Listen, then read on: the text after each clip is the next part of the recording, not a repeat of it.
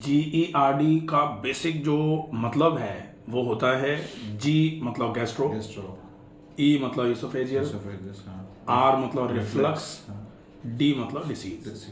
तो वो डिसीज जिसमें रिफ्लक्स होता है गैस्ट्रो इसोफेजियल मतलब आमाशय से आहार नाल की तरफ चीजें चलती हैं। वो आता था, अब वो कम हो गया है जब से, मतलब वो ऊपर आता था बार बार ना, जैसे एसिड ऊपर आता था, डकार आती थी, उसके साथ में वो रिफ्लक्स। इसको GERD कह सकते हैं। अगर एसिड ऊपर की तरफ रिफ्लक्स होता है तो इसको एसिड रिफ्लक्स के नाम से भी जानते हैं जी।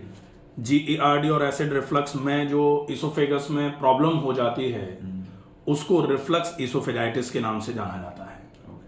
इसोफेजाइटिस हुई ड्यू टू रिफ्लक्स, इसलिए इसको रिफ्लक्स इसोफेजाइटिस भी बोल देते हैं। इसमें सबसे ज्यादा उपयोगी उपचार जो होता है वो है कि आप गैस्ट्रिक फॉर्मेशन को रोक दो।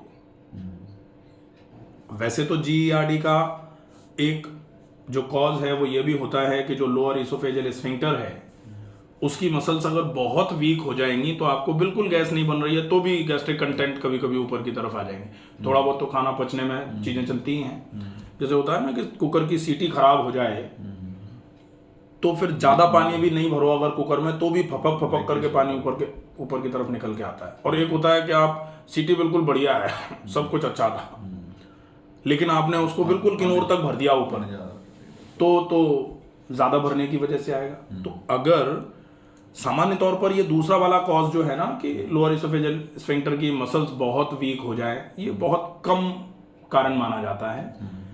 आज की लाइफस्टाइल में सबसे बड़ा कारण इंडाइजेशन बना हुआ है, उसकी वजह से गैस बढ़ रही है और गैस की वजह से स्टमक डिस्टेंशन है और डिस्टेंडेड स्टमक जो है वो ऊपर की तरफ हमेशा प्रेशर डाले रहता है जिसकी वजह से लोअर इसोफेजियल स्फिंक्टर की मसल्स लूज हो जाती हैं और उसको बोला जाता है लेक्स,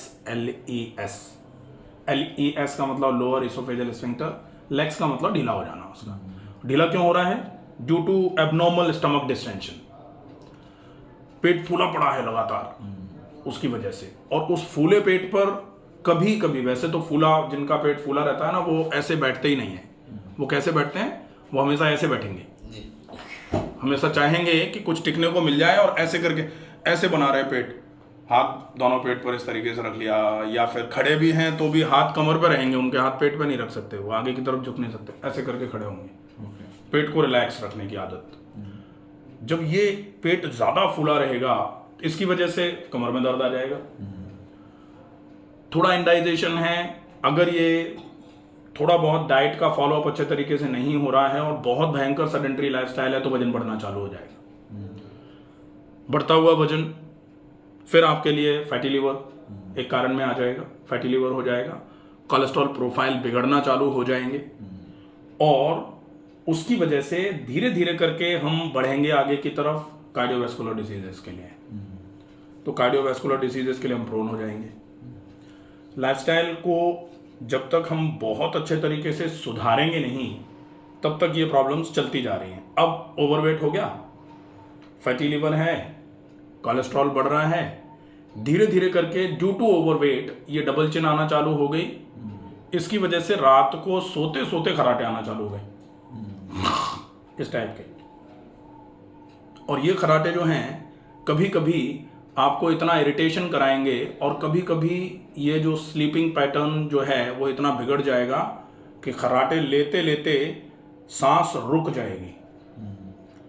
तो सामान्य तौर पर तो ऐसा होता है कि सांस जब रुकने वाली होती है उसके 30 सेकंड 1 मिनट पहले आपको कोई ना कोई सपना चालू हो जाएगा। आप जंगल में चले जा रहे हो, गड्ढे में सपने मतलब मूवी चलती रहती, कुछ ना कुछ चलेगा। अब जैसे ही आपको कुछ दिक्कत आएगी ना तो आप कहीं गिर जाओगे या कोई आपको लात मार देगा, कोई थप्पड़ मार देगा, सांप काट लेगा, बिच्छू काट लेगा, छत पर से आप एकदम से टपक जाओगे तो एकदम से आपकी ऐसे करके नींद खुलेगी और वो ब्रेन का रिफ्लेक्स होता है आपको जगाने का कि भैया जग जाने तो सोते ही रह जाएगा। तो वो एक जरूरी चीज है। लेकिन कभी कभी इसके भी ऊपर आपकी नींद हावी हो जाती है, तब इसको बोला जाता है स्लीप एपनिया। सोते सोते आपके ब्रेन में या आपकी बॉडी में ऑक्सीजन नहीं पहुंच पाने की वजह से धीरे धीरे करके आपके शरीर को नुकसान होना चालू हो जाएगा और कभी कभी ये काफ़ी नुकसानदायक भी हो जाता है। तो इस केस में फिर इलाज क्या होता है? फिर इलाज होता है प्रेशर के साथ नाक से हवा को मशीन के माध्यम से फेफड़ों तक पहुंचाया जाता है ताकि ऑक्सीजन की कमी ना आए शरीर में कभी।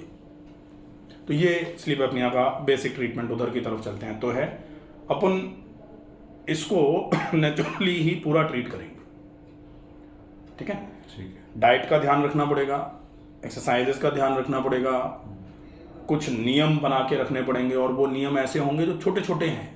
जैसे अभी आपने बताया कि भाई GERD पहले था लेकिन कुछ नियमों का पालन किया और हम थोड़ा डाइट का फॉलो अप कर रहे हैं, थोड़ा हल्का खाना खा रहे हैं, उसी से आराम हो गया। हाँ, मुझे भी यही हुआ। रात को मैंने खाना बिल्कुल हल्का कर दिया, जल्दी खाने लग गया, 6-6:30 बजे खा लेता हूँ। बिल्कुल। शाम का खाना, कुछ नियम है। अब उन नियमों में क्या क्या नियम आएगा? सबसे पहला नियम, आप खाने के एक गिलास को 60 बार चबा के खाना चालू कर दो। आपकी सारी बीमारियों के लिए एक इलाज है, जिसको कहा जाता है रामबाण इलाज। रामबाण इलाज मतलब नुस्खा नहीं है, ये नियम है। आप जब तक इसको, ऐसा नहीं है कि एक दिन चबा के खा लो और 100 साल तक जिंदा रहोगे, ऐसी वाली बात नहीं है। आप जब तक चबा के खाते रहोगे तब तक आपको पेट में गैस नहीं बनेगी। तो ये एक नियम है, इसको बांध लो कि भाई जब भी हम कहीं भी जा रहे होंगे, हम समय कहीं से भी निकालेंगे, खींचेंगे, लेकिन खाने में से समय नहीं खींचेंगे। जबकि सबसे बुरी आदत हम लोगों की सबकी है, सबसे टाइम हम कहीं भी जब टाइम बचाने की जरूरत पड़ती है ना, तो हम मोशन जाने में 5 मिनट ज्यादा लगा देंगे, लेकिन खाना खाने में से 10 मिनट निकाल लेंगे। वही ऐसे चढ़ दो जल्दी जल्दी दोनों हाथ से, वो तो बस नहीं चलता। नहीं तो यहाँ चैन लगा ली जाए और सीधा यहाँ ठूंस के चैन बंद कर दें लोग। अब ये कर नहीं सकते, और इसी का फल भोग रहे हैं। जितना जल्दी में खाएंगे, जितना गलत तरीके से खाएंगे, उतना ही वो अपच कराएगा। क्योंकि अच्छा खाना ही आपके पाचन तंत्र को मजबूत कर देगा, ऐसा नहीं है। करेक्ट वे ऑफ ईटिंग भी बहुत ज़्यादा ज़रूरी है। तो करेक्ट वे ऑफ ईटिंग का फॉलो अप कर लेंगे तो बहुत अच्छा रहेगा, पहला। दूसरा, ये गांठ बांध लो कि खाना खाते समय, जैसे कहा जाता है ना कि आप भोजन के अंत में पानी अगर पीते हैं तो वो विष का काम करेगा।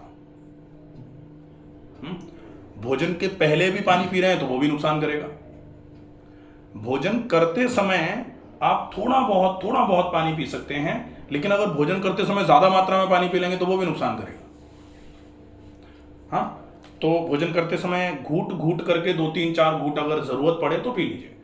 अदरवाइज वैसे आप बहुत चबा के खाओगे तो लार ही इतनी निकलेगी कि आपको पानी की आवश्यकता ही नहीं पड़ेगी।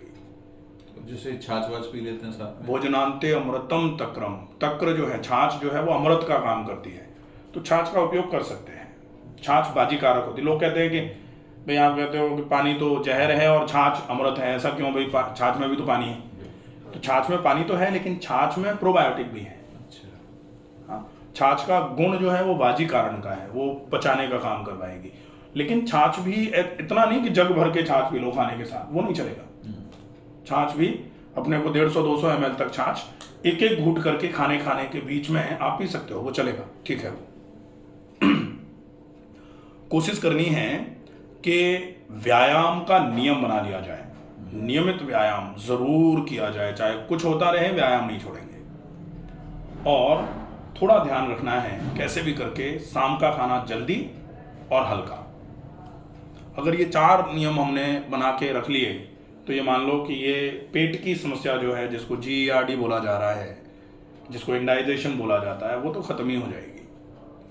और इंडाइजेशन को खत्म करने के लिए जितना हम चूरन चटनियों इधर उधर के चक्कर में पड़ेंगे ना, नहीं होगा। मैं तो अभी बोल ही रहा था कि केवल हल्का खाना भी आपके लिए बहुत लंबे समय तक का उपाय नहीं है। आप हल्का खा के अपने आप को संतुष्ट कर सकते हो कि हमारा पाचन तो ठीक है, लेकिन पाचन तंत्र को मजबूत किए बिना अगर आप हल्का खाते रहोगे तो भी कुछ समय के बाद फिर परेशानी आना चालू हो जाएगी। तो बहुत आवश्यक है कि हल्का सुपाच्य भोजन, साथ में पाचन तंत्र की मजबूती का ध्यान रखना इंडाइजेशन का सबसे बढ़िया ट्रीटमेंट है। तो ही तो ट्रीटमेंट, तो वो होगा अच्छी लाइफस्टाइल, रेगुलर एक्सरसाइजेज, रेगुलर पूरे नियमों का पालन करना, उसमें आहार के नियमावली भी पूरी आ जाएगी। सब कुछ जब सब होगा तब पाचन तंत्र मजबूत होगा। और एक बार पाचन तंत्र मजबूत हो गया फिर कोई दिक्कत ही नहीं, फिर पाचन तंत्र से संबंधित कोई रोग नहीं होगा। और कहा जाता है कि पाचन तंत्र को आपने संभाल लिया तो बाकी सब कुछ पाचन तंत्र संभाल लेगा। फिर दिक्कत नहीं आएगी। ठीक है, तो ये हो जाता है। अब बात रह गई